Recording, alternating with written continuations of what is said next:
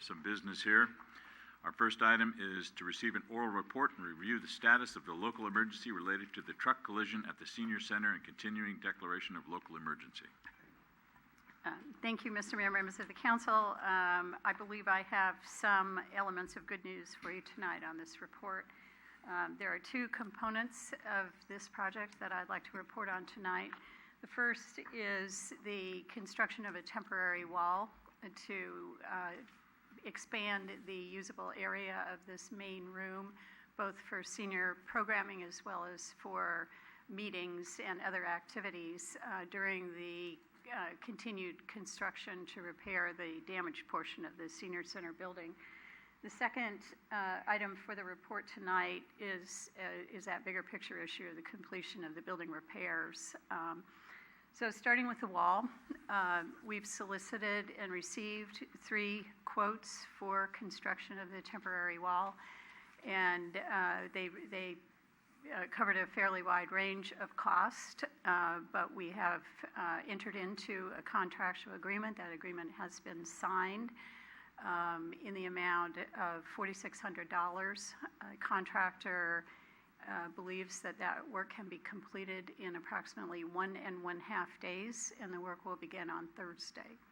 So we are confident and pleased to be able to say that work will be done by the next time we gather, and it will be done well before then. That's correct.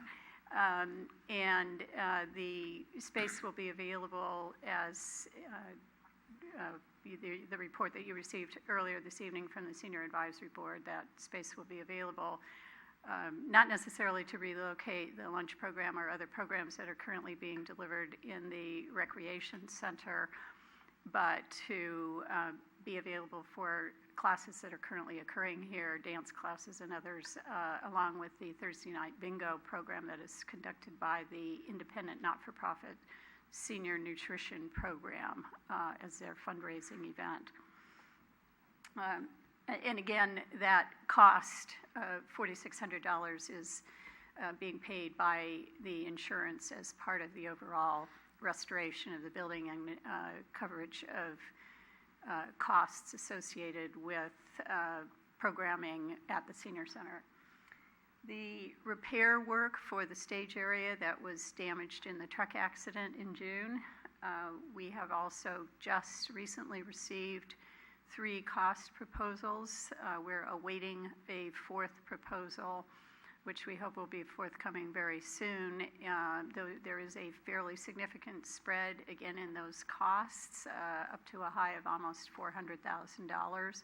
We believe that, and based on the quotes that we've received so far, that the work can be completed for substantially less than that, and as soon as we've completed, along with the insurance adjuster, as soon as we've completed evaluation of those quotes and identified the preferred contractor, we will commence the contract procedures, get a contract in place, and look forward to reporting to you an actual schedule for the construction at a subsequent update. As you heard from the Senior Advisory Board this evening, the Advisory Board is recommending and agreeing to fund $40,000 for the cost of replacing the flooring in this building, in this room. We're currently working with the city attorney and with the contractors to determine whether we can efficiently include that work in the overall restoration project. That cost will not be covered by insurance, but would be a separate cost. But we believe that the work could potentially most efficiently be done by the selected construction contractor, and if we can do that, we believe that it will be least disruptive to programs and operation of the center, get the project done all at once instead of having a trailing issue that might cause an additional time period for completion of the project. But we'll be able to report on that to you at our next scheduled report in 30 days. Through the chair. Ken? Yes, thank you. Great news. I was also going to ask if there was any other projects, in the facility that could possibly be incorporated. I think it's very wise that the floor, take care of the floor now. But I was just wondering if there's anything, say, within the kitchen or the roof or anything that you might consider. So there are numbers of interests that have come up through the conversations with the Senior Advisory Board over time. And at this point, I'm not aware of any projects that have a funding source and that would be able to be completed efficiently as part of this project, but I will relook at that issue with staff. There aren't any other projects that I'm aware that could be included in the insurance, at the cost of the insurance company, so those would need to be covered by us. And I think at this point, our primary interest has been expediency in getting this done. We're continuing to receive fairly significant public comment and interest in getting the center back into full operation. Again, providing the temporary wall will go a little ways towards alleviating the pressure on programs and operations, but still we're anxious to get the building done and back in full operation. So you do still anticipate that beginning of the year will be fully function? That is my current estimate and goal.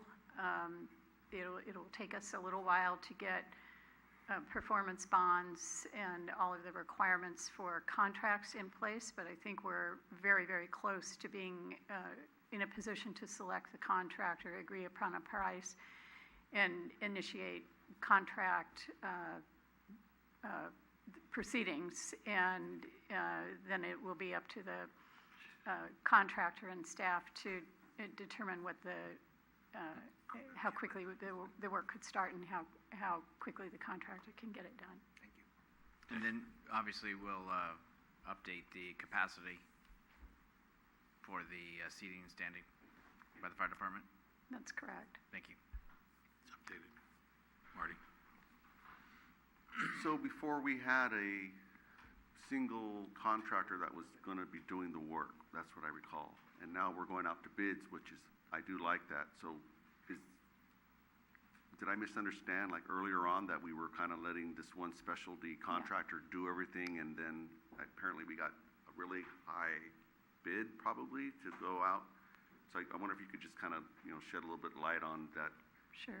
How that's working out. Yeah, so we had initially anticipated using the restoration contractor that responded the day of the truck accident. We were frankly disappointed to find that their cost, which we solicited first, came in well above, and it was not a bid. We're not using the formal public bidding process, and that's the opportunity that we're taking advantage of by using the emergency declaration. That's the purpose of our every 30 days reports to you, is to continue that city council declared emergency situation. The construction cost from that contractor is the high one that I indicated previously. That amount was well above our staff's estimate of the appropriate cost and the insurance company's adjuster's estimate of what it should take. So we've sought other cost proposals and found that we were correct, that it can be done for substantially less. And so we're continuing to work in that direction. Okay. And these are union or prevailing wage contracts? In emergencies, we still have to? Absolutely, okay. Yes. The project will be completed using prevailing rate. It still is essentially public money. It's a project that's being done for the city, so we're required to pay prevailing rate. Thank you for getting the bids. Anything else?